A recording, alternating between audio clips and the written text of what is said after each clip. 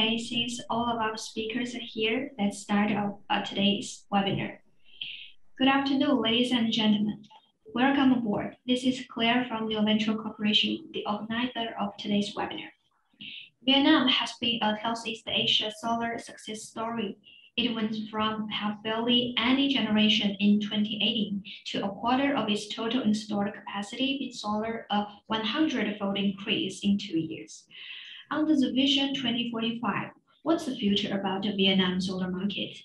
So today, it's our pleasure to hold this webinar to talk about Vietnam's solar market future.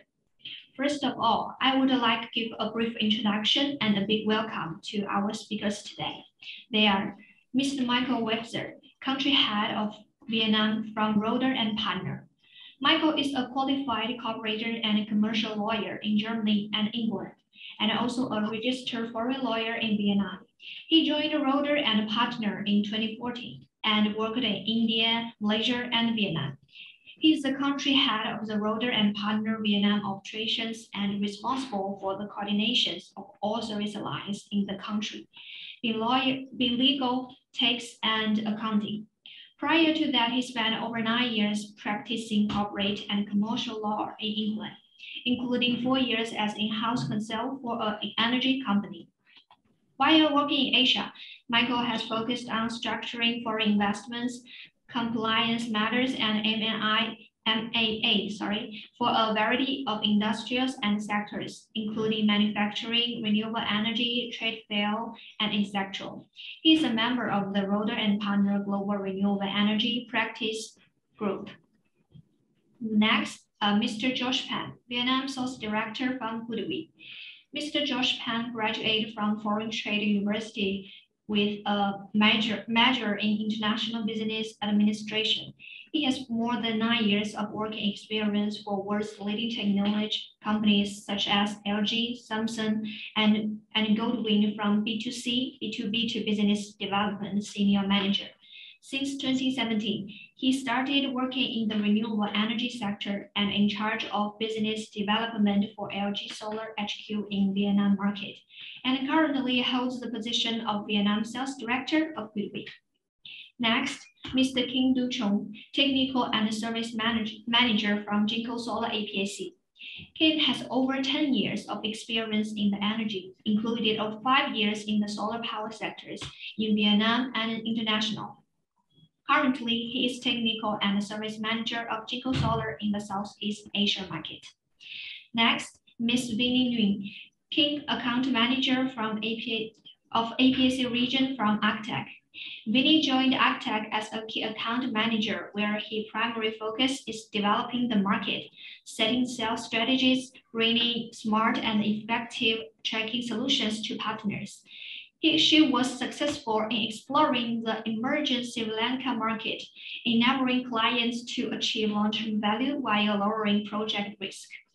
Prior to Arctech, she had experienced 5 years in the renewable energy and import and export industry, where she gained many valuable skills and knowledge to fuel her passion for green energy. Next, Mr. Michael Lun, CEO from Asia Clean Capital Vietnam. Mr. Michael Lun works at one of the leading developers of renewable energy in Vietnam, and he has over 25 years working experience in product design and program management. He worked as a former senior technical director for Intercope in the US, where he managed over 400 engineers and professionals. And he got a bachelor's degree in electric engineering from California State University at San Francisco. Last but not least, Mr. Chavana Chayanu, Vietnam country manager from Gangku Energy PCL. On the surface, Chavanat is an accomplished engineer with over 10 years of experience in the field of oil and gas and renewable energy.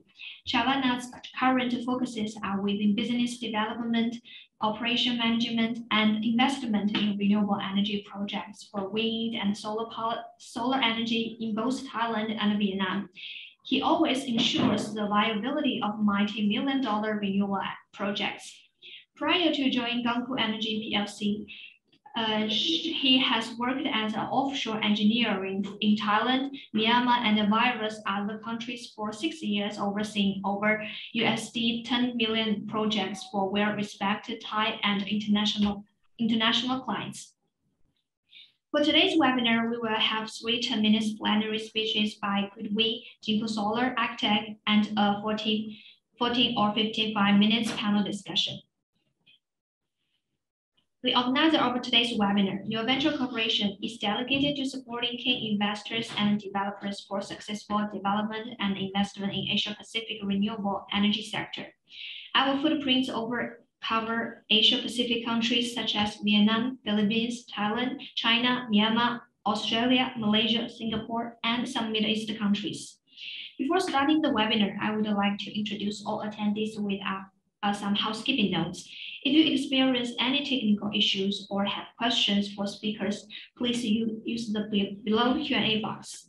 Now let's welcome our first speaker today, Mr. Josh Penn, Vietnam Sales Director from GoodWe. Let's welcome. Yes, thank you a lot for your introduction. So my name is Josh and currently holds a position as the Sales Director of GoodWe in Vietnam. So I'm very happy to join the seminar today. So I will briefly introduction about GoodWe and how GoodWe do business in the Vietnam market. So please wait me a moment. Yeah.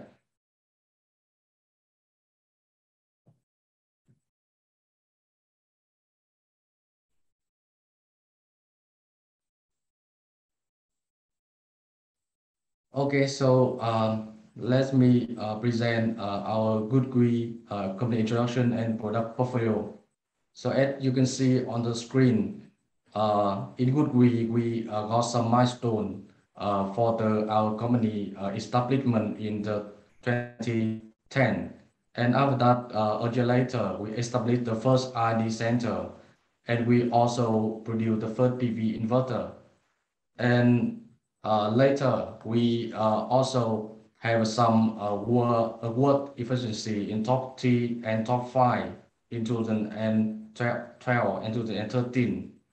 And also, we launched listed on the NEEQ on 2015.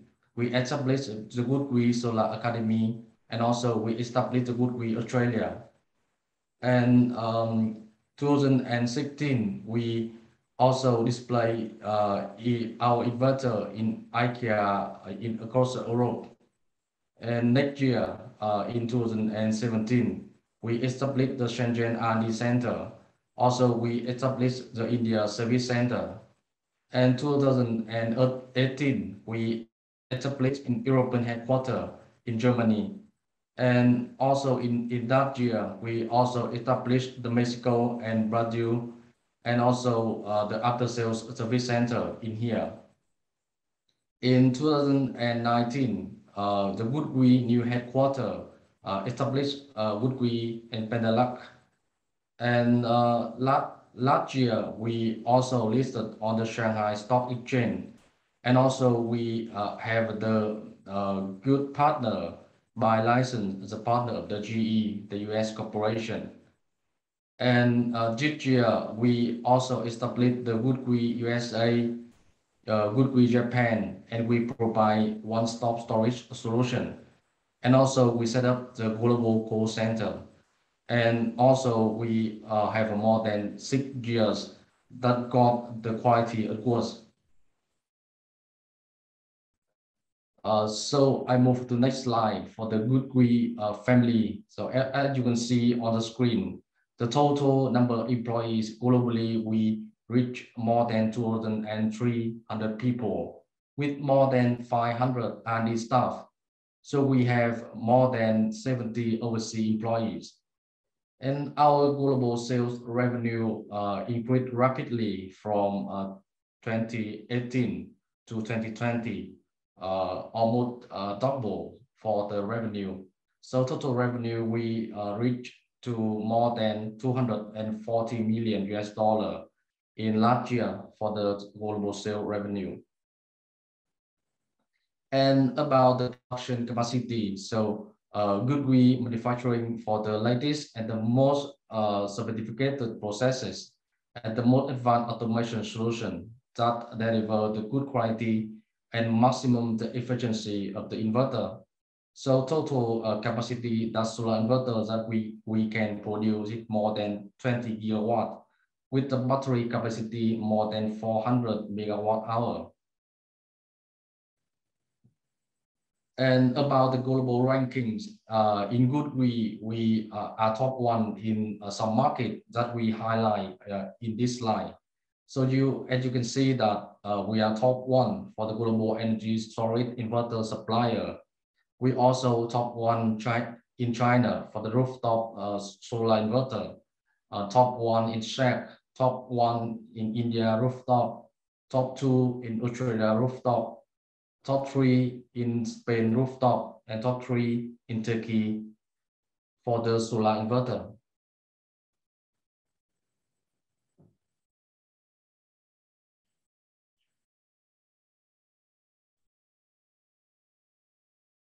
And about our lineup, so we have on-grid inverters that range from single phase to three phase. So we have a very wide range of the power output that from 0.7 kilowatt to more than 250 kilowatt. And you can see that we have XS model with 1 MPPT. We have a DNS model with 2 MPPT. We have MS model with 3 MPPT.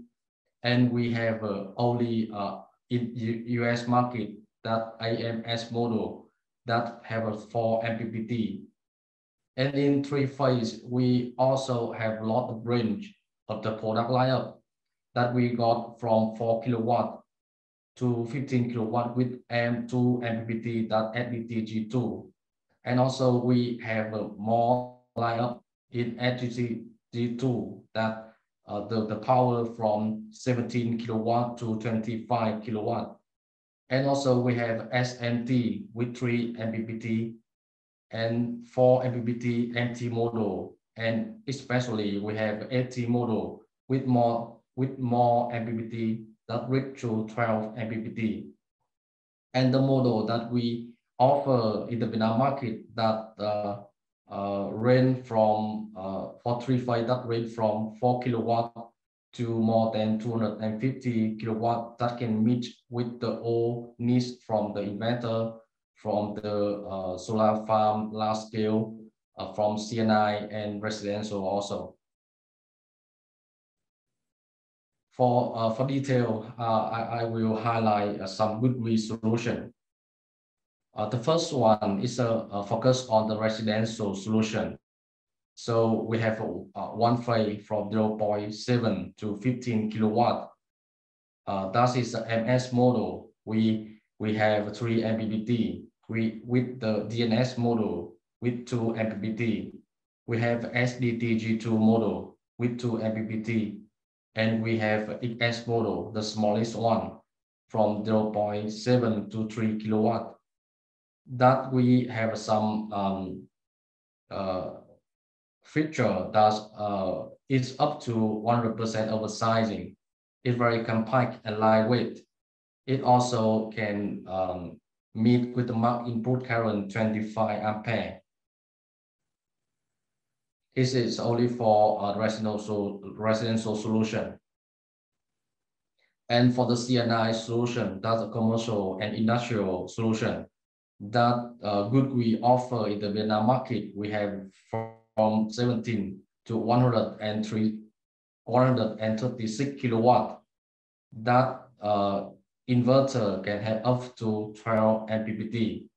We have some add-on function like we can full load operation at 50 degrees Celsius. We can allow to up to 50% of AC output overloading. And also we can allow for oversizing DC up to 50%.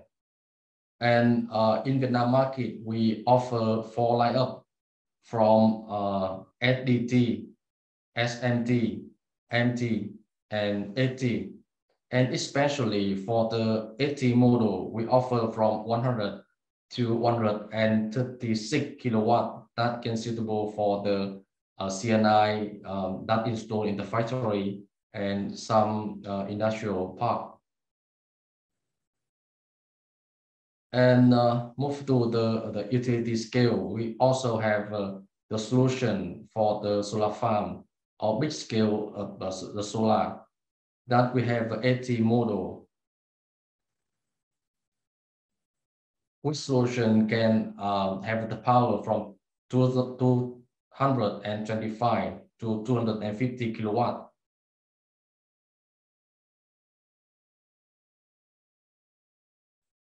And also beside the PV solar inverter, we also offer the energy storage inverter. And also we divided into three parts. The first one is single phase. Single phase for the hybrid inverter, we offer from 3 to 5 kilowatt. We with the model can suitable with the low voltage and also with the high voltage battery. And also we offer the three-phase for the energy storage inverter also. That's suitable for the big size of the rooftop solar system. So we offer from 5 kilowatt to 50 kilowatt. So as you can see on the screen, so we offer a lot of the product range into the Vietnam market. And also, I would like to focus on is a all-in-one model that ESA from 5 kilowatt with the battery 10.8 kilowatt hour. That is the new solution from GoodWe. And also have some big scale of the inverter storage that we offer the 50 kilowatt that the BTC that's suitable for CNI storage system.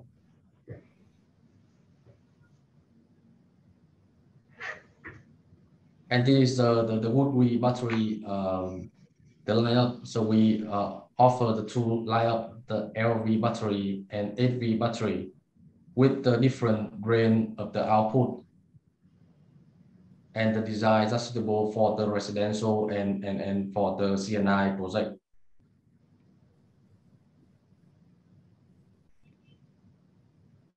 So it's more detailed about the each lineup of the GoodWe. So the first one we offer for the residential energy storage system that offer from 3 kilowatt to 10 kilowatt. So we have the ET model, ES, EM, BT, and ESA. That's suitable for residential.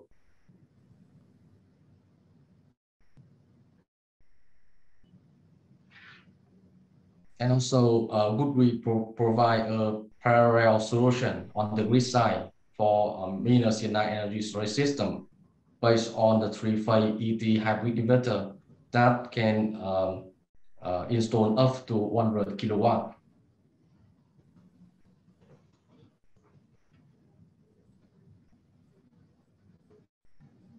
And also, we have the solution for battery ready that can offer for the energy storage system.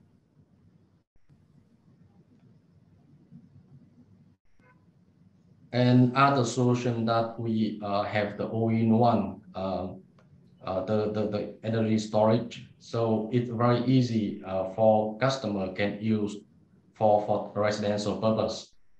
So it already pre-installed device. We already pre-wire cables, and we already set up for connection. And we in that ESA 5 kilowatt, so we contain for 5 kilowatt hybrid inverter with IP65 protection. We have a pre-wire box, already integrated wiring device, and we already add on for battery bank that we have a smart fan cooling with IP54 protection with Leon battery.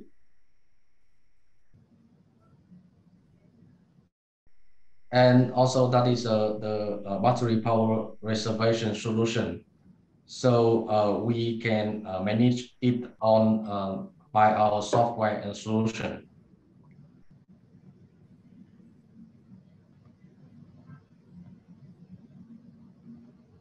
And so we have some economical mode that can flexible chart or discharge testing already can show on our system and software that can very easy to manage and train for the setting.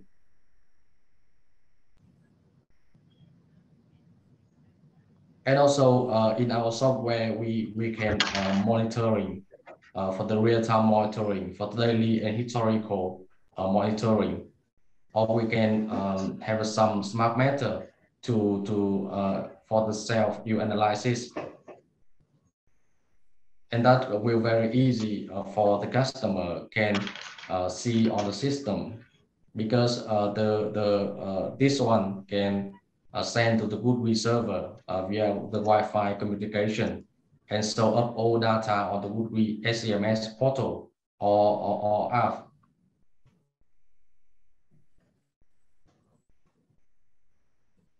Next slide is for CNI storage solution that for the big scale of the GoodWe can offer for the CNI project with the BTC module up to 50 kilowatt.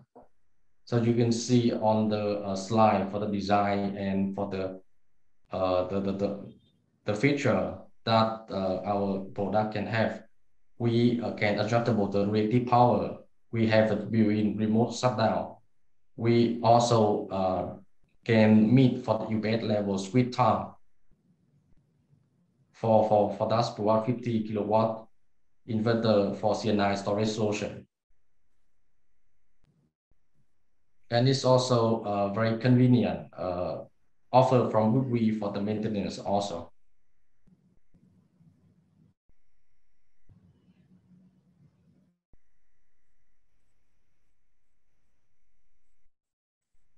And also we also add on some the feature we call that one-stop solution that we already include all components in the box and do need to separate the purchasement for installment and have the customer very easy to install for our inverter.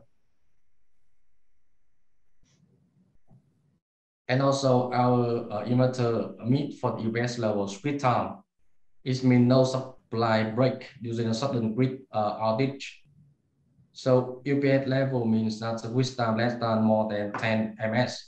But most of the brand is a market, so it's around 5 seconds or longer. So our inverter is under EPS level.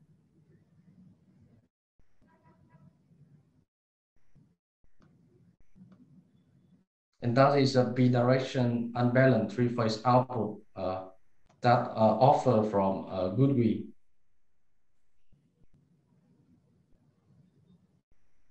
So that is all about my presentation about the GoodWe technology and introduction. So thanks a lot.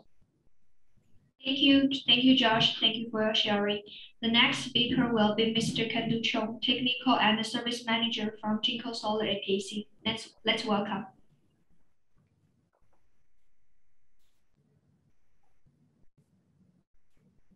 Okay, thank you, Josh, for your detailed presentation. The next, may I introduce myself? I'm Kendro Chung, Technical Service Manager, the Jinko Solar in Southeast Asia market.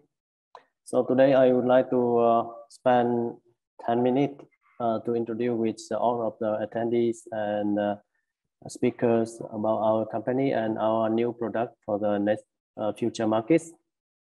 So as you already know that Jinko, one of the biggest solar PV manufacturers, and at the moment we are very proud that Jinko is the number one company in terms of the total energy shipment to the market, and we are the first one who reached it to the 50 gigawatt shipment globally, and at the moment we also take about 14%, 14.3% of the global market share, and with the module capacity as about 32 gigawatt peak.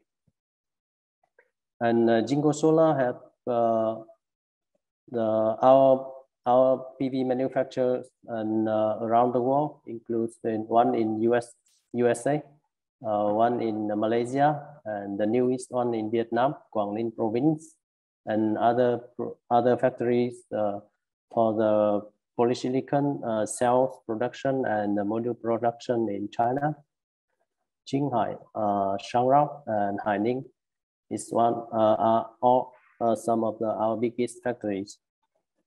We also have about 30 service centers around the world to provide our best support to our customer. And Jinko is one of the biggest PV manufacturers, not only in China, but also in some biggest markets like USA, Japan, Germany, Australia, and Vietnam. And we are the manufacturer who have the vertical integrated. So we have produced our polysilicon wafer cells and also PV module. You can see here some of the Jinko silicon wafer manufacturer in Sichuan, Yunnan, and Jiangxi province, and the module factory in Zhejiang and Anhui. Also, in this year, we are deploying one of our factory in Vietnam, Quang Ninh province. So our core business is focusing the PV technologies include wafer, cells, module, and some other PV product like BIPV, and another new product is the energy storage system. For the core business, the Jinko solar module is quite famous, right? And we have our product portfolio very with many products for the customer in residential markets, commercial market, and utility scale market. And other solution we are developing at the moment is energy storage, BIPV, and other like pumping, communication. And one of the most important thing we want to introduce to our market this year is BESS, yeah, and BIPV. Jinko have reached to many important award and certificate. So that's why we can meet the diversified demand from the customer around the world. And you may know that some of the biggest project in Vietnam and Australia, Abu Dhabi, is using Jinko solar panel. Okay, I should go very fast in the brief about introduction about our company. And the next section, I will go to one of the new products that Jinko want to introduce with the global customer and Vietnam customer. This product is the new generation of PV module, and we expect that this will be the main product for the next 10 years. That means it's the new generation of PV technologies. We call it the N-type Tiger Neo product. So as you may know that at the moment we are using mainly P-type product with the monobulk technologies, and the efficiency of the monobulk technology almost reached to its ceiling of the technical. So we have to go with higher technologies to improve the efficiency of the solar cell, thus improve the project efficiency to meet the investor expecting in terms of the economical. So the new generation of the PV panel, we call it N-type, and compared to the conventional or the current popularity product, P-type is a different type of the solar cells. We call it N-type. As you may know that the solar cells made from the P layer, P-N junction, and N layer, and the different in the cell structure make us have the different solar cell. With it have no LID defect. N-type have no LID defect because in P-type we during the silicon production process, we have the boron oxygen defect, boron oxygen complex inside the wafer, and the boron oxygen defect will absorb several electrons during the first few hours when the PV module is exposed to the sunlight, and it causes the degradation. We call it LID, light-induced degradation. And the LID can cause up to 1.5% loss on the Pmax of the panel. On the N-type, we don't have the LID defect. On N-type panel, we don't have LID defect because on N-type, we don't use boron for the wafer doping, but we use the phosphorus to perform the N layer. So in N-type, we don't have LID defect. And another technical I want to introduce that we apply on our N-type solar panel is TOPCon technologies, called tunnel oxide passivated contact. Similar to PUF, the TOPCon technologies is add several additional layer on the surface of the solar cell to improve the cell's efficiency and the cell ability to generate DC current under the sunlight. So we call it a photovoltaic effect. On TOPCon technologies, we add one more important layer. We call it tunneling layer. This tunneling layer will improve the ability of the electron to move out of the N silicon substrate to perform the current, and also it will reduce the resistance loss and reduce the recombination rate of the electron after it's moved out from the solar cell under the photovoltaic effect. And as well as the P-type, the solar PV N-type can be applied for different scenario of the solar project like CNI, utility, and residential market. And we have N-type 78 half cells, 600 watt peak, 72 half cells, about 550 watt, 60 watt peak, and the smaller version for the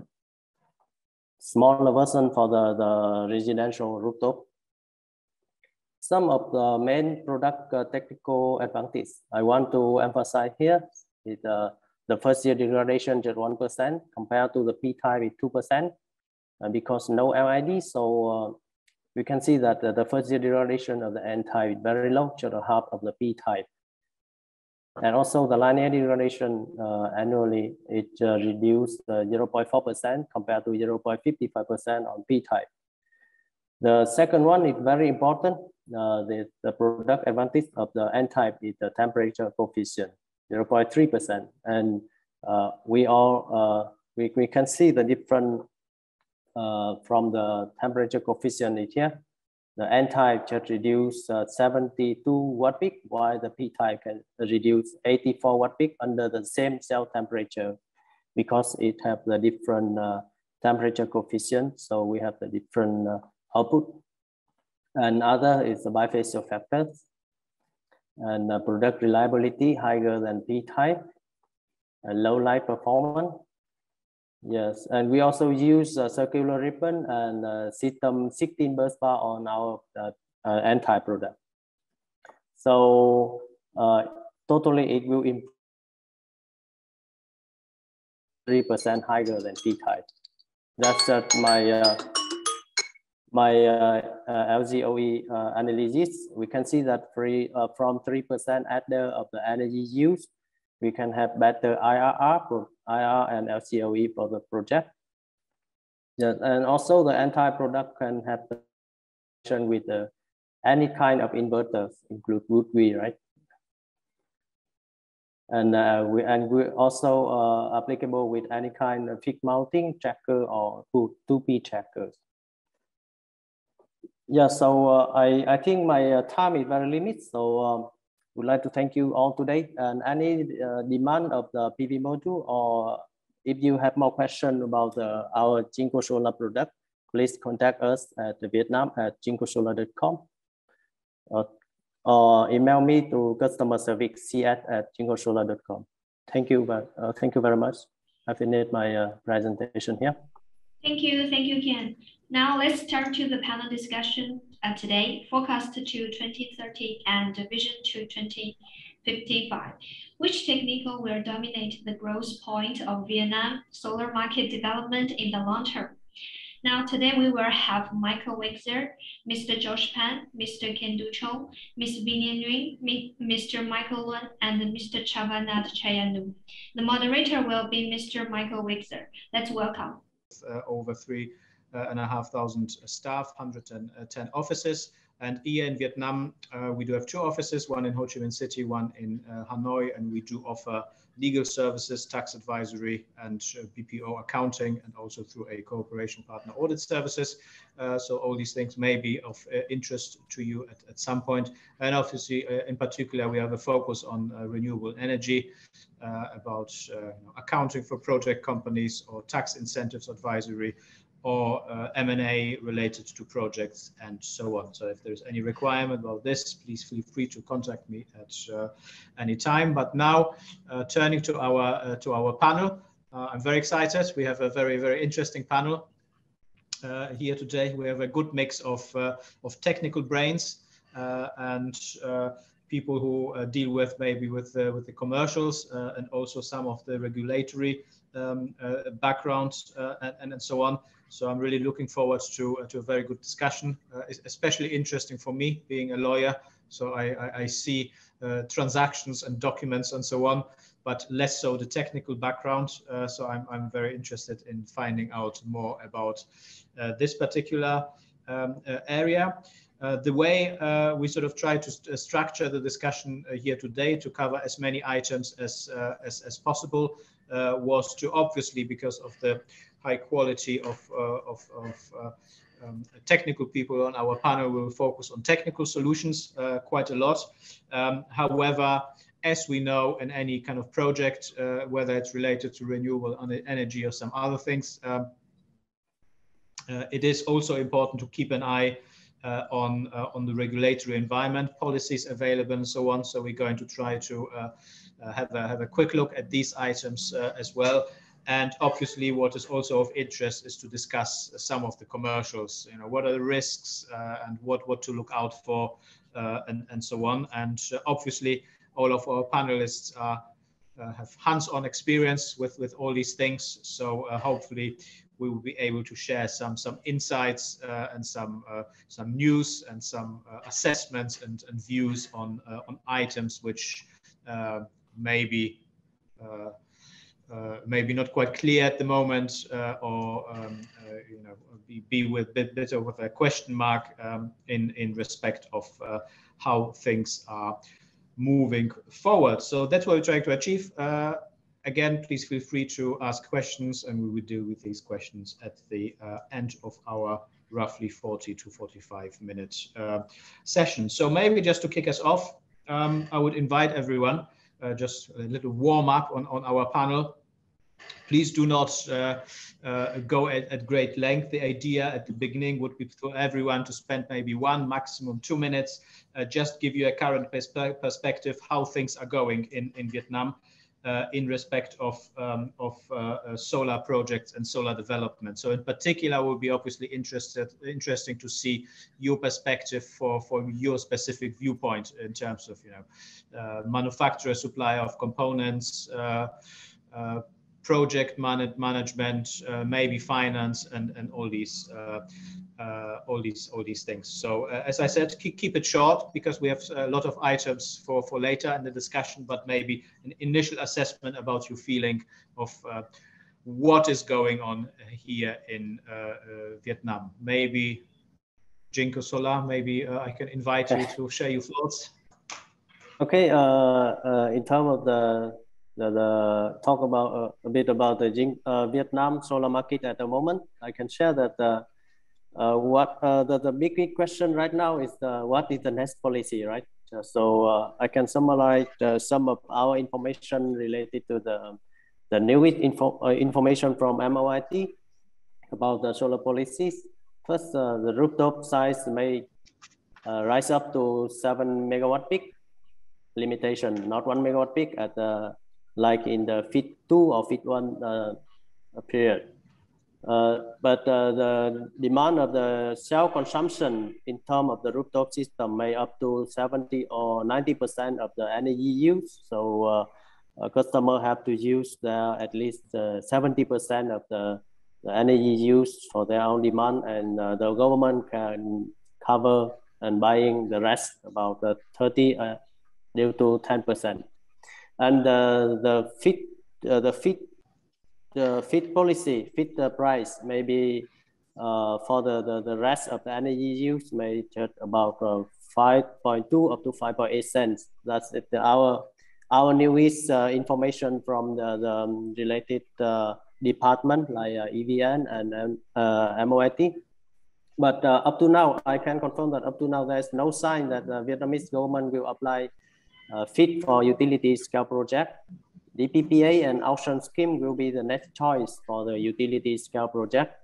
And the DPPA and the auction guideline is scheduled to open in late 2021. Yeah, and maybe there's some information for the panelists. Then our discussion will based on that. I think based on that expectation and predict of the next policy. Any other update from you guys? Yeah, the next one on my panel would be Chavandot. So maybe what's your view on what's going on in Vietnam? Thank you, Michael. So my perspective on this one, yeah, I agree with Mr. Chung. Like because the solar market, I think it will move forward to commercial side like C&I more and more. There is not much room for utility scale, because if we look at the latest draft of PDP 8, they put the solar capacity from today, 2021, and it will increase around like only 2,000 megawatt, right, for the next 10 years. That means 200 megawatt per year, and we can build in like 6 months. For 200 megawatt for one project only.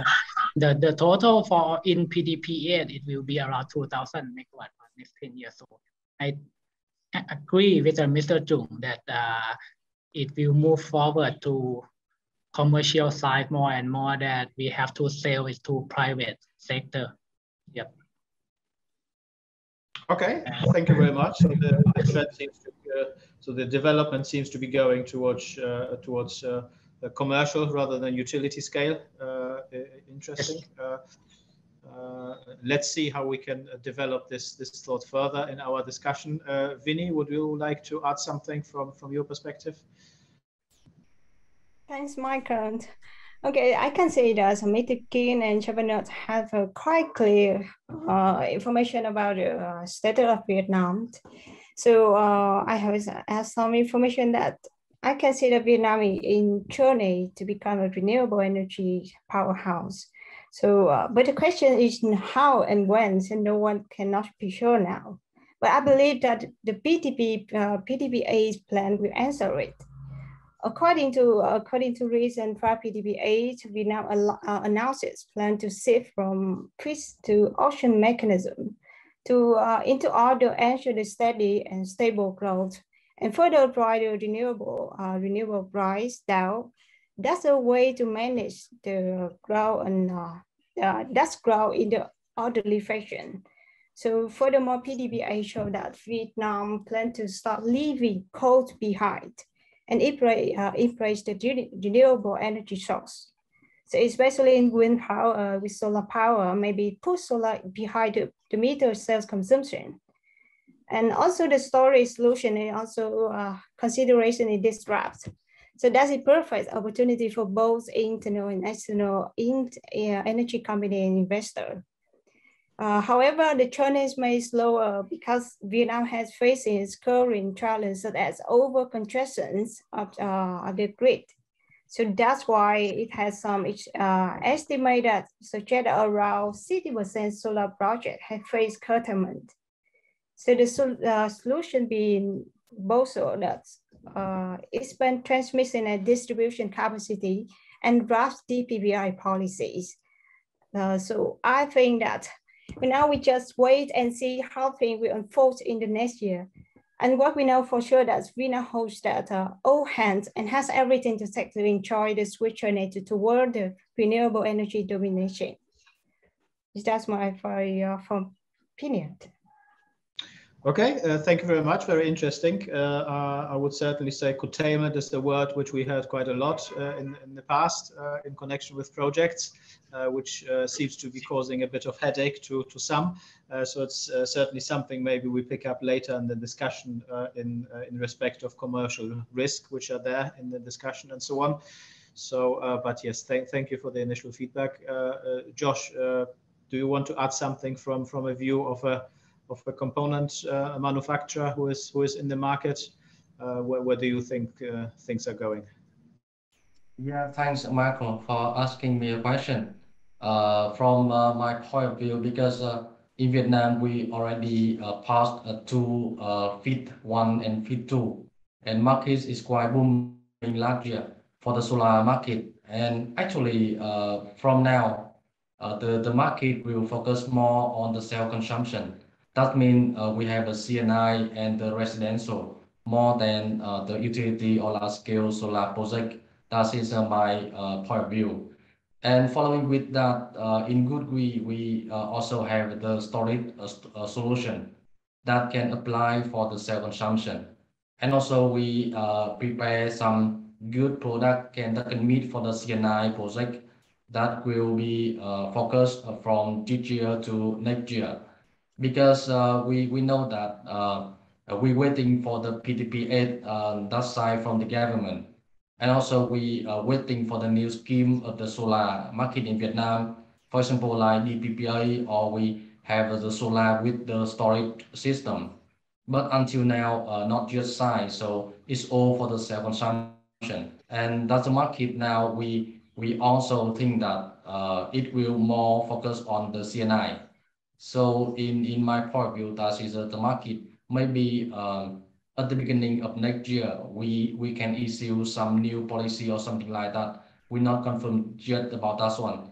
But in my point, in my factory view, we prepare for the market in that same time, and we have the suitable solution that can offer to the developer and the EPC company at the moment. Yeah. So that's my point of view. Thank you, Marco. Yeah. Okay, thanks for that. There seems to be a theme developing. We seem to have an agreeable panel, sort of arguing more or less in the same direction, which is obviously reassuring in terms of commercial over utility, a bit of uncertainty in terms of where things develop. FIT we heard a couple of times. So Michael, you the last one in our initial round. Do you agree with the panelist, or do you want to add controversy to the panel? Although I totally agree with the panelists. They highlight, what's going on in Vietnam. But if you look at the rooftop solar, for examples, it was a big hit in 20, right? And then last year, it's like no activity at all. And simply is we didn't have the FIT 3. EVNs set up a very, very tough guideline for grid connections. So it come down to self-consumptions for solar rooftop. If you talk to clients, especially multinationals, they have a very clear target to achieve their net zeros by 2030. So they want solar as energy. They want a transitions energies to go with solar. But everybody waiting for FIT 3, everybody waiting for grid connections. So for Asia Clean Capitals, we have the solutions. We're working on the solutions in terms of technicals and financials to help our clients. And this is the way it's going to be in the next couple of years for commercial and industrials rooftop solar business. And another point that I want to bring up is direct PPAs. If you look at the RE100 companies like Intel's, Samsung's, all the big boys, rooftop solar, it's not going to be the answer. They want the PPAs, right? So I think this is I hope the PDPAs will have the answers for all of the investors as well as the clients.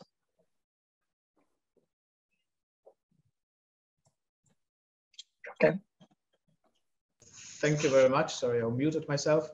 Thank you very much for this this insight, Michael. If I can maybe just keep you for one more round, since we had all sorts of, but we had already mentioned PDP8 so many times and related items. So I promise not to talk too much about regulatory framework. However, I cannot resist.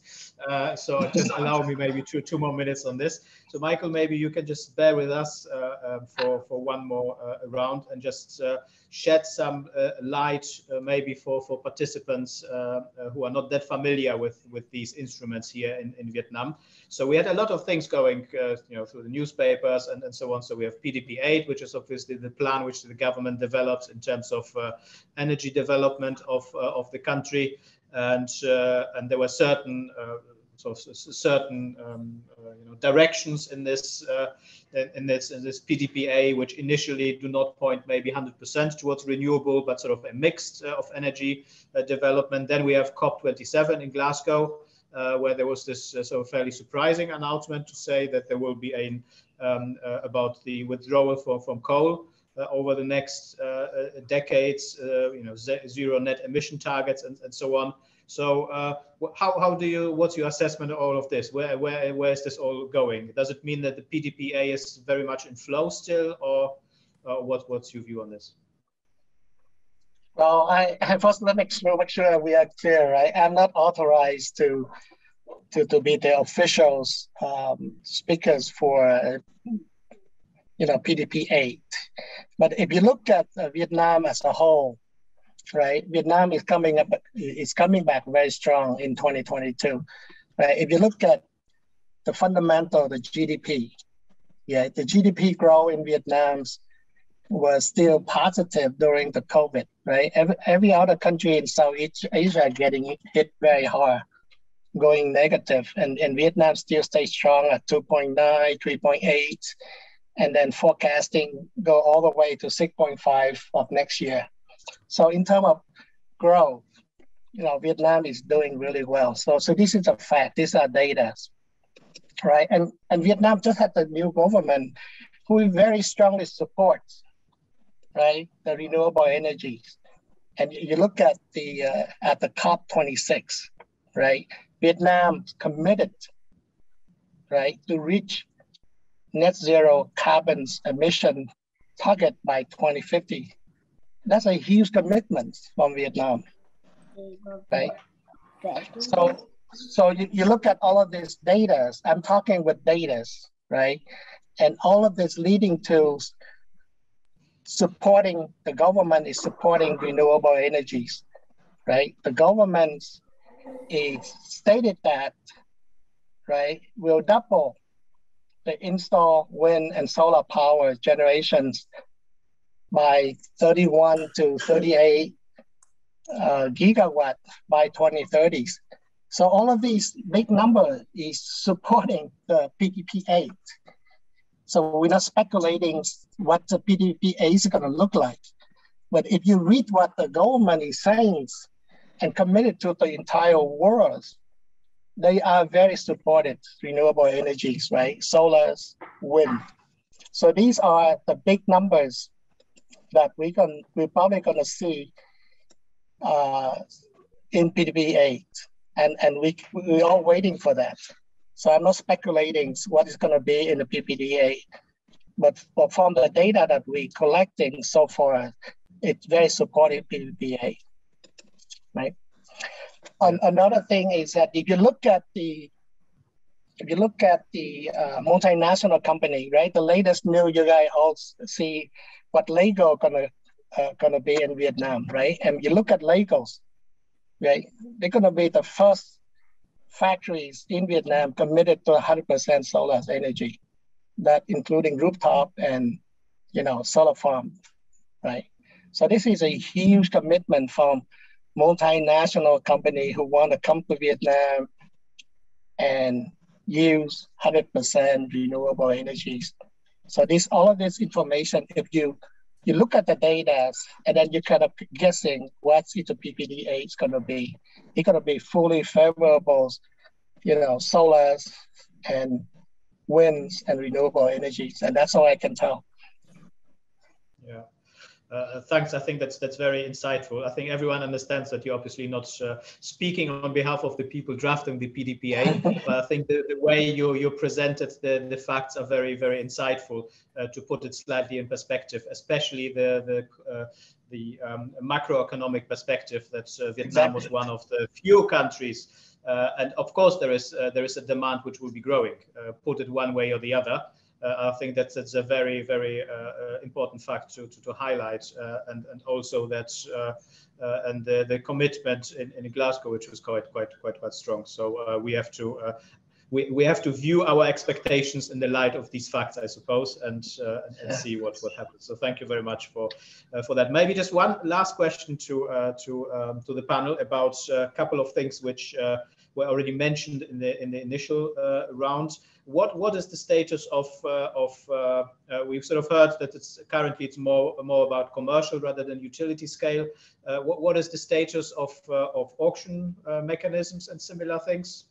Anyone would like to mention anything here? Anything worthwhile? Yeah, I think as we talk about the utility scale project, I think all of the utility scale project in the next time will run under DPPA or auction scheme. And with the end of the policy supporting investor with the FIT price, the investor of the utility scale project and DPPA project will need more careful calculation and more careful in terms of the project feasible study. Because not like the last 2 years when we jump into a race of the project schedule to meet the COD timeline. In the next time, the investor and the developer should pay more attention in terms of the technical things and in terms of the improve the system performance, system efficiencies to get the best LCOE value and to meet the requirement in terms of the internal rate of return.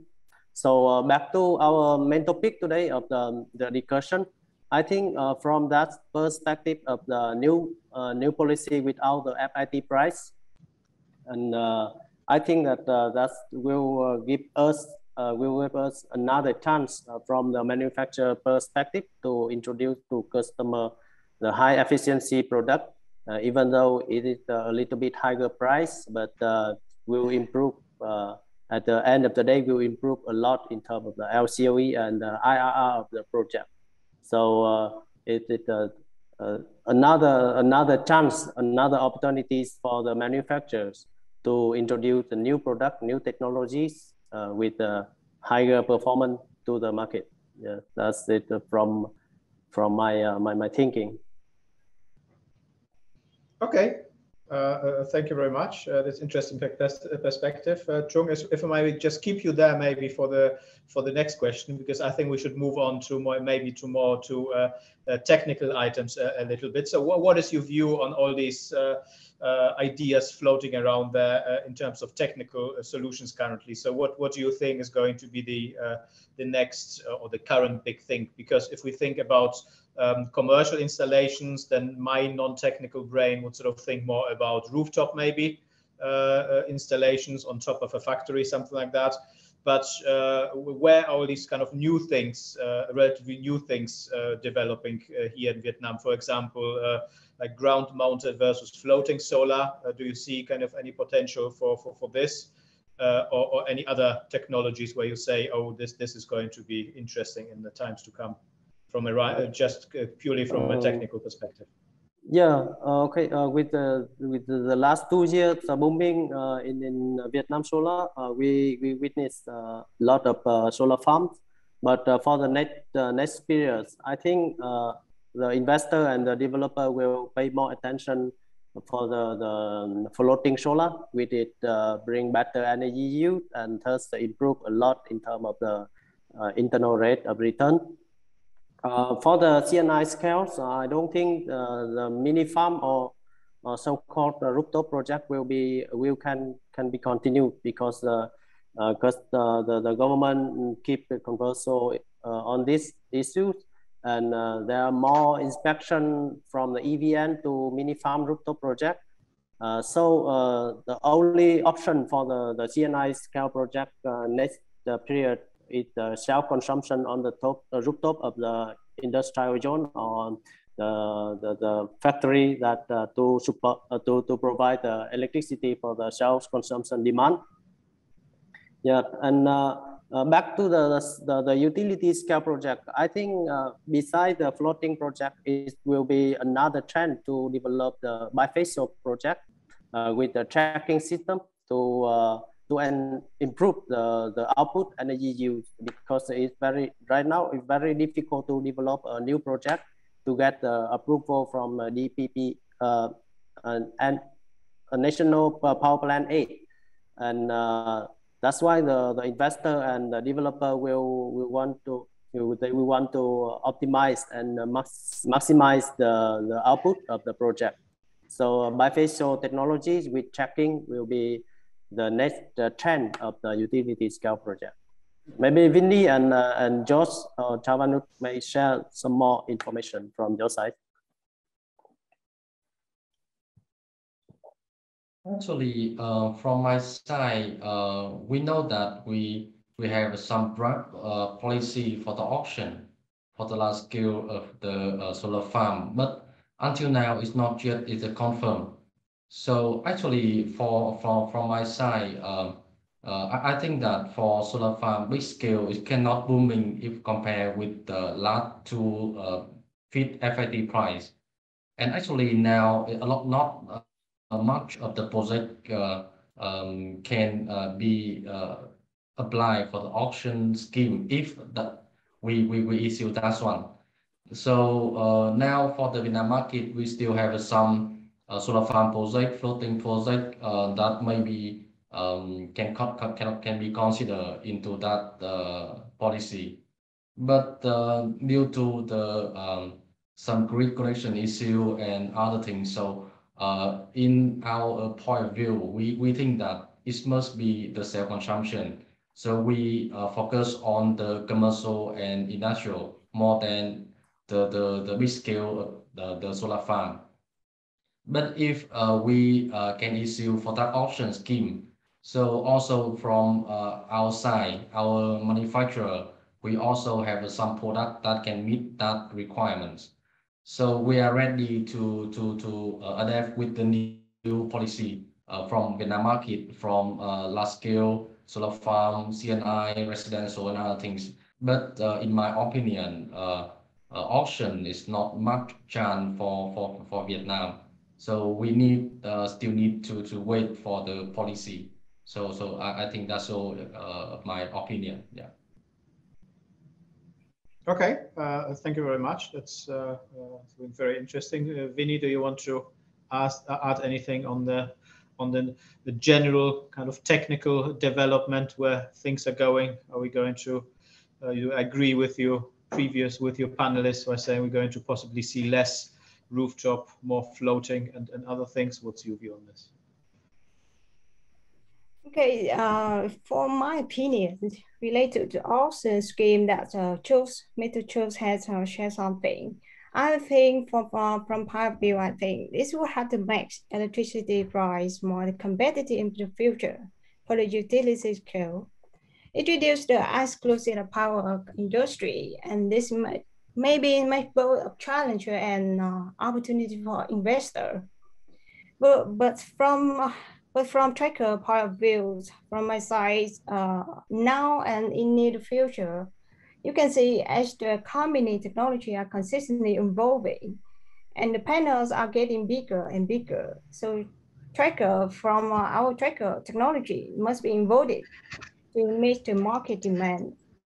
So I think no matter how the tracker change in the future, I believe that's important to follow the fundamental drives of solar industry, such as quality of tracking, relevant innovation that spark improvement in efficiency, and ability to optimize LCOEs by reducing installation costs or overall CapEx or OpEx.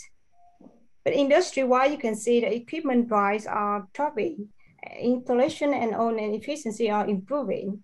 So this trend is expected to continue in the next few years, being able to further reduce the LCOE while maintaining quality or system reliability. That will be a challenge for tracking manufacturers. Who are able to maintain such factor, we find themselves in forefront of the market. And this is absolutely beneficial for investor.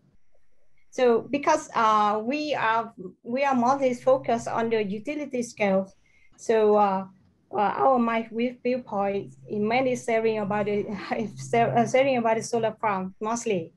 For rooftop scales, for rooftop, I think later in the future we will have another technology to apply for the rooftop, and have to reduce LCOE for investor in the future. So that's from my period. Okay, thank you. That's very interesting. So you already mentioned in a couple of sentences the actual product. So maybe if you can, I don't know, give us a view or the crystal ball view of the future. So you mentioned already that there may be development in your area to provide systems for rooftop and so on. So if you give us maybe some insight, where do you think your particular product is going in the next 5, 10 or 15 years? I mean, what is going to be different? What new things are we going to see?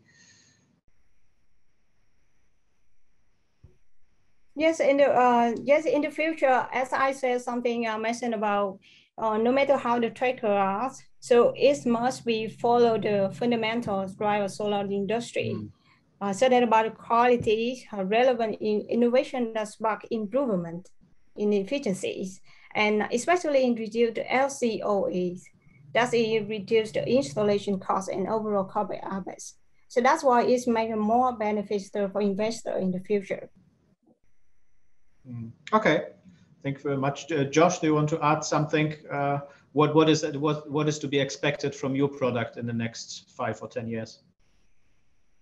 Actually, we are strong in the energy storage system, and we have the storage inverter together with the battery. So because in the Vietnam market, we that I mentioned before, we have some issue related to the grid connection, that the solar fluctuate for the energy or something like that affect a lot on the EVN grid connection. And from our manufacturer side, factory side, so we offer for the energy storage system that can help the residential and also C&I to self-consumption to reduce for the peak hour. For example, like in factory, we have some very high price in the peak hour. And if we are using our storage system, so we can reduce for electricity in the peak hour. That means we can increase for IRR, and also we can make the financial model more feasibility about that one. And I think for the market in Vietnam in next 5 years, so maybe we can have a new scheme for the solar with the energy storage system, and we hope that can be issued in the Vietnam market soon. So we already have that lineup, and we already have that product already, and we are strong. We are #1 in that in inverter lineup. So whenever the Vietnam market is ready for that one, so we will supply for the best product in here. Yeah. Okay, thanks for that. Finally, last one, Chung, do you want to add something on the future products from your company? Are we going to see smaller, bigger, better panels, or what's the floating ones? Yeah, thank you, Michael. And maybe all of you will think that in the future, the PV panel will be very big, right? Big at the double size of the queen bed in the 5-star hotel. But actually it's not. In the future, the PV panel, the most important thing for PV panel is the efficiencies. With it, decided how many watt peak per square meter. So as well as the trend in the every country of the solar development and renewable energy development, just 1 or 2 years with FIT policy, and then we'll go on to auction scheme or DPPA. So the demand of the high efficiency product will be the main demand for the manufacturers. So for our future products, we will focus to improve our product to enhance the first is the efficiency. The second one is the durability, because the customer becomes smarter and smarter. They ask for longer warranty term, better price, but always higher output power to save the BOS cost. So that is all of our determination and our engine behind the product development: efficiency, durability, and cheaper price. Yes. Here we go. Cheaper price, everyone likes, I think. So that's actually I'm a technical guy, and I don't like talk much about the price anyway. But anyway, in any kind, after the better efficiency and better durability, always cheaper or at least equal price. If you develop more expensive, so it's very hard to talk with customer. But cheaper, this means in total, in the whole picture of the project, the cheaper price, I mean the better LCOE and the better internal rate of return for the investor. Yeah. Here we go. Yeah, but precisely. So I was going to say everyone likes a cheaper price, but as they sometimes say, you buy cheap, you buy twice. So obviously it's all about the entire package you're getting for your money, which is the key for the investor at the end of the day, as we know. So thanks for that. Maybe moving on to commercial project risks. Chavanut, maybe that's one for you, since you had experience in designing these projects and seeing them through and so on. So I mean, ideas kind of floating around in this area is about what are the sort of common commercial risk in projects which you have seen, things like PPA bankability issues. I mean, grid connectivity and grid capacity has been mentioned a couple of times. Financing. What are the current things people are talking about from your perspective? Actually, we have been discussed on the bankability of PPA in Vietnam since maybe 2016, 2017. It was a hot issue all over the world before Vietnam released the first FIT one for the solar, for the PPA that has no limit on the curtailment, right? But finally, between investor and the bank find a ways how to finance the project, and we have been finance the project for the FIT 1, FIT 2. Of course, it comes with a higher risk with that the investor side, because bank require for sponsor support for all the project financing, and it is not a normal way we do in Thailand or wherever. Normally we don't do the sponsorship for the project financing, right? But with the bankability that is not bankable PPA in Vietnam, then they require the sponsor support. So, but for FIT 1, FIT 2 have like 9.35 cents and 7.09 cents. As the investor, we still have something to bet on. I mean, like we have high price, but okay, sometime maybe we got the curtailment, but it has come clearer nowadays with the seriously curtailment all over the Vietnam. Some area facing the curtailment up to maybe 20 to 25%, which is not now. It's not only cut the profit out. Some of the project facing the problem with the repayment already. So this is a big issue for the investor. Actually, this is higher risk for us. And in my opinion, with the lower FIT, and as we talk many times, maybe no more FIT is we going for auction or DPPA with 5 cents or 5.8 cents, which is pretty low. And with the curtailment still remain and no limit on the curtailment and expensive financing costs from the local bank, and we have some problem already happened to the wind project that now they cannot meet the COD, and we don't know yet of how the future will going because they don't have the price like and so on. So I think it will be really challenge for financing the renewable project in Vietnam, because if the PPA is still unlimited curtailment, and if we go for auction, it will headache for the one who runs the financing, because the financial model is gonna be so complex, because we as an investor in this field, we understand that the safety comes first for the grid, right? But I think in the future, if we want to meet, as Michael mentioned before, that we want to be net zero within 2050, we have huge number to go, and if it's not financing, then it will be the problem. So I think the future of the PPA gonna be reviewed together between between investor, between EVN and everyone, to make it like possible. Yeah. Okay. Thanks for that. Michael, you have been mentioned directly. Anything from you to add, maybe not on this specific item, but generally commercial project risk to watch out for?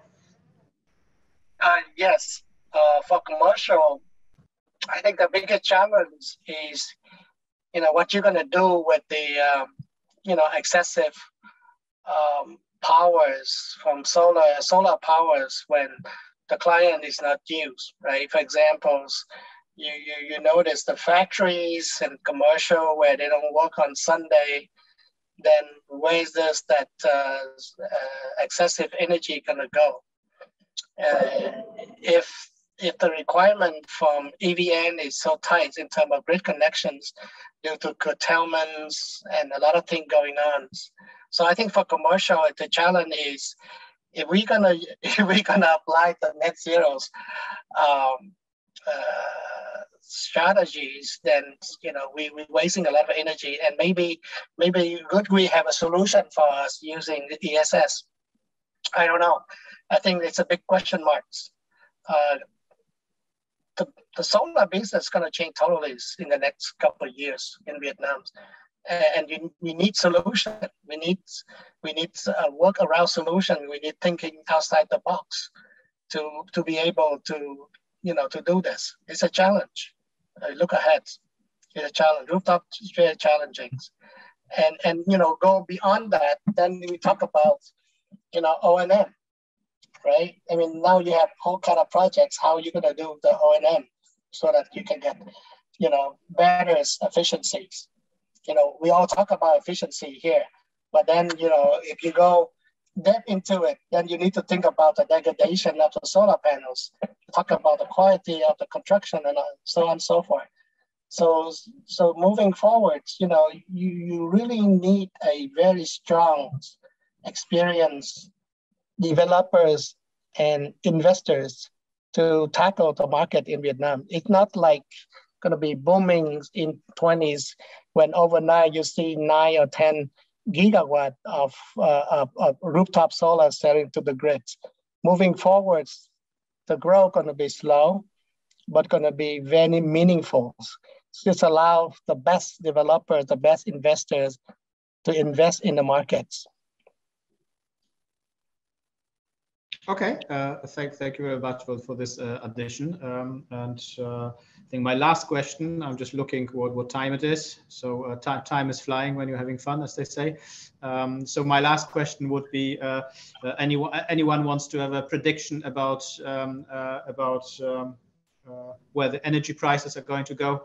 Are they going to go up because of higher demand? Or they're going to stay? What's going to happen? Or do we simply say we don't know?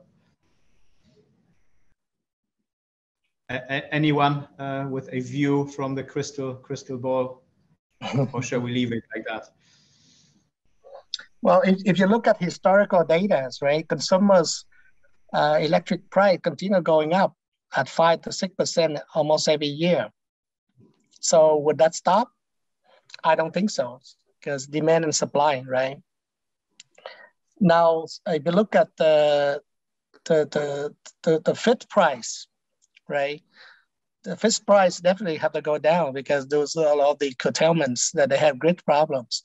I think until they're solving the transmission line, the grid problems, then it becomes the norm. But right now, you know, it's a lot of supplying to the grid that they you know, AVN had no control of it. So that's why there's a lot of curtailment going on. Yeah. There you go. Thank you very much, Michael, the man behind the data. I think it's always useful to look at the data for answers, because as you said, I mean, we had certain developments in the past, so why should it be different in the future? But at the end of the day, we don't know. So here we go. I'm just looking to, so thank you for that. I'm just looking to Neoventure. Are we time constrained, or do we have time for a couple of questions? Let me know. Actually, we have another speakers will give our plenary speech. So in that case, I take it as a friendly invitation to wrap up, and we'll do so immediately. So thank you very much to the audience. If you have questions, I mean, the details of all the speakers have been published, so feel free to contact them directly for any sort of questions, I suppose. That would be fine, or through Neoventure, whatever the protocol may be. Thank you very much for listening to all the attendees who managed to bear with us. And thank you very much to the very agreeable and knowledgeable panel here today. It was a pleasure discussing with you. Thank you very much for your time, everyone. Stay safe, and see you soon here or somewhere else. Thank you, Michael. Thank you, Michael. Yeah, great thanks to our speakers for the great discussion and information sharing. Now, next, let's welcome our last speaker, Vinny Nguyen from Arctech. Let's welcome.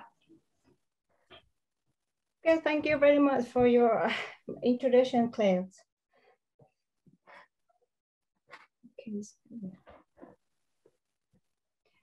Okay, so I'm Vinny from Arctech Solar, and I'm based in Vietnam. So it's my pleasure to share the vision in this market.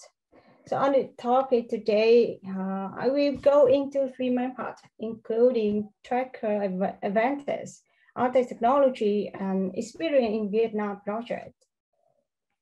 Let's go with the first part. So as you know, tracker brings many advantage to solar projects. Thus, here I will share some outstanding that I believe that most investors would be interested in. Those are increased annual energy output, reduce the LCOE, and maximize the ROI. So let's go to the details. It says that solar tracking generates more energy than fixed solution, which is almost 15 to 30% more, depend on the geographic locations as well as the method combined with modules. So in Vietnam, especially in central or southern regions, there are higher solar radiation. So when using with a tracking solution, it will be a level to generate more electricity for project. So by generating much more power, it makes a significant contribution to reduce the LCOE. Let's see an example in this table. Assuming to get monofacial and fixed as a baseline for comparison with the option 1, bifacial combined with fixed, and the option 2, bifacial combined with tracker. Then considering the first thing about system costs, we can say that the cost is increasing about 3% with option 1 and 7% with option 2 compared to the baseline. But look, this LCOE decreased significantly.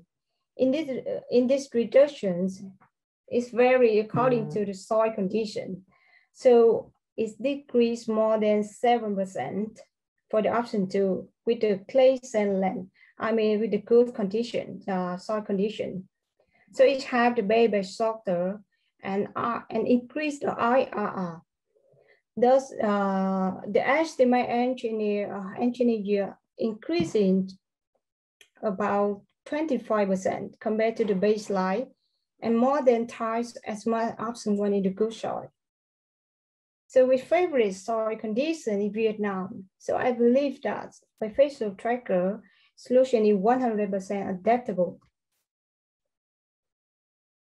And another very important aspect to emphasize that tracker also improve the way power output, its delivery, and helping maximize the ROI. In this picture, we can see that the power delivery curve for fish system look like a bell set and big at the midday. But with tracker, the curve is wider. We will approach the maximum power from the early morning to late afternoon. In order to maximize the ROI, so choosing a tracker system is very important. Here are some important factors I think investors can consider. The first is the power density. We can choose the system. We can increase the number of modules per land. The second is ground coverage ratio. It is refining the earth to what distance between the module row within the specified plot of land, and especially on range of motion. Extending the angle that module can be rotated in order to track more radiation. And here is the first tracker project that Arctech provided in Vietnam with a capacity of nearly 60 megawatts. Using Arctech's 1B Skyline solution, it's converging all the ideal conditions to generate the most energy. So with a bold outstanding advantage, whether the technology in Arctech's products can meet them. Okay, before answering this question, in next part, I would like to share a brief for all of you know about Arctech. So we founded in 2009 and headquartered in Kunshan, China. Arctech is leading manufacturer and supplier intelligence, solar tracker, fish structure, and PRBV system worldwide. At the end of last year, with over 1,000 employees, Arctech has supplied over 32 gigawatts to nearly 1,100 plants in 40 countries. Currently, our value global market, we ranked top 4. And from 2017, we have consistently achieved #1 tracker supplier in Asia Pacific. This map will show you our presence in the world. We have developed 4 service centers in China, in India, in Spain, and Mexico to serving all projects around the world. In addition, the top brand included Vietnam, the fastest support customer. And we have 2 old factories located in Changzhou and Anhui, China, with a total production capacity more than 22 gigawatts per year. We can deliver industry-leading quality products on time and deliver quickly to customer needs. Currently, we hold many international certificates and the patents, such as UL, IEC, TUV, and CBB to demonstrate the quality in our product.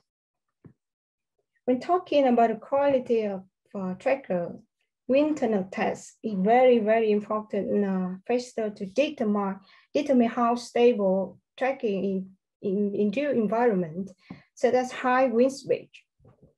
Arctech had built the old lab to serve for evaluation. So this they have 5 levels from low to high. Mostly tracker company reach level 3, but a few company reach level 4. But the only Arctech solar reach level 5. We call it Aero Plus. With after testing and collection of electric data, Arctech solar does tracker very rigid and meet the international design in high wind speed. Okay, now we come to the technology of Arctech solar. Currently, we supply 3 types of product on the market: the tracking system, the fish structure, and solar carbon series. This is one of products that it had a new trend in the future. But however, because we have a limited time, so I will focus on the main topic today about the tracker. So I hope to another occasion to share another project of Arctech. Okay, for tracking system, we developed 2 products. 2 big solution we call SkySmart 2, and 1 big solution we call Skylight 2. With the SkySmart 2, this is one of our very popular products globally. It's all in a synchronous multi-point drive with the advanced loop driver, how to control and improve the power faster. Wind resistance up to 200% was studied in wind tunnel tests. It's very, very safe in the real environment. You have to reduce risk and O&M costs. SkySmart 2 use less steel and less pipe, so therefore it helps for EPC costs. It's simpler for construction work. And this solution is extremely perfect match with large module, especially when combined with bifacial module. It will help to reduce direct cover on the backside, as well as bring more energy output than 1 big solution. So as a result, using SkySmart 2 can make investment costs are significantly reduced. Okay, this is our 1 big solution we call Skylight 2. As you know, PV motors have been designed bigger and bigger and to increase power, so that enlarge both tracker core and length, imposing a stability challenge on to traditional single-axis tracker. Then Arctech launched the Skylight 2 as a new solution. That's a great product from the old one. This is the first 1 big single-axis tracker equipped with pentagonal torque 2 design and synchronous multi-point mechanism. And those are some innovative breakthroughs of this product. The first is all pentagonal torque 2 design. This cross-section provided with larger bending and torsional capabilities with a minimal steel utilization. And the second is wind resistance is very safe. Why the whole you can see why the whole tracker industry tend to reduce the wind stall speed.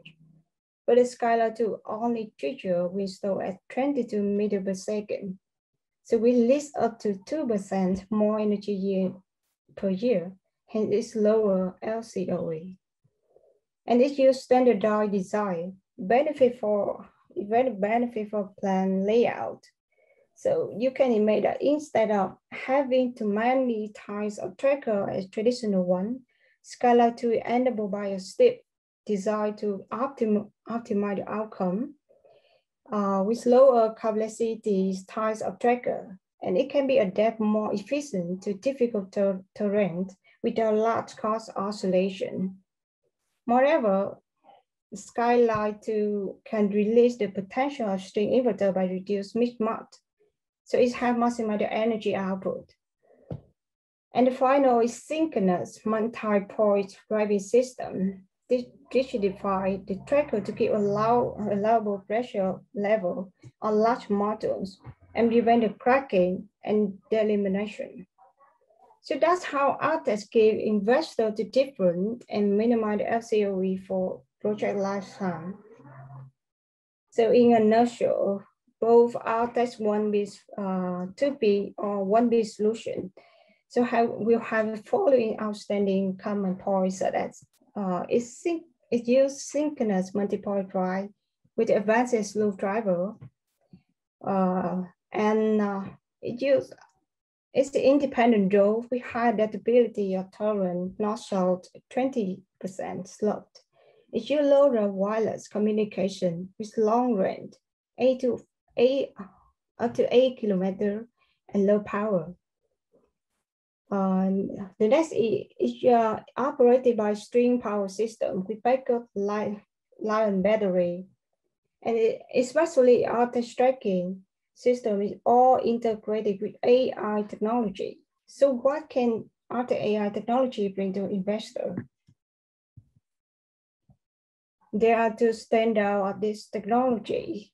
The first is inverse tracking strategy. That's in-depth analyze topography to do tracking layout more efficient and avoid setup, maximize the utilization of radiation. So this thing will have to increase power generation up to 5%. And the second point is smart monitoring cloud platform. This have to often real-time data and recognize the projected area to identify suitable tracking methods for different areas. This point will have to increase in power generation up to 2%. So as a result, the new generation AI can help optimize the tracker in its terrain, allowing for real-time setting avoidance for leading up to 7% more energy. Well, those are outstanding technology and products that Arctech bring to the customer. Now we can take a look to some real projects applying this technology that Arctech provided. Up to now, we have supplied more than 9 gigawatts of tracking system globally. In Vietnam market, a total more than 1 gigawatt, both fixed and tracking system. For tracking alone, we have local experience with more than 170 megawatts. And here are some last project we provided into global, both of 1B and 2B solution. And this is one project we provided in Vietnam. The project is a part of Trung Nam Group. It's a well-known project collected in 450 megawatts in Southeast Asia region. Each solution does a bifacial combined with 1B skyline. And according to owner feedback that the energy yield of tracker is about 25% higher than fish. So with local experience and present in Vietnam markets many years, Arctech is confident that we'll always have different and prioritize policy for this potential market, make it affordable. So, well, this was my presentation today. Thank you very much for your taking time to listen. Thank you, Minnie, and thanks to everyone for joining our today's webinar. We appreciate all speakers' great support and valuable comments for this market. We will share the recording and the PowerPoint slides used today of today's webinar to your registration email by the end of next week. Should you have any questions, please be free to contact our team through the email address showing on the slides right now. Please make sure to follow our Solar Talks webinar on LinkedIn to get our first-hand webinar update information. Thank you again. See you next time. Thank you.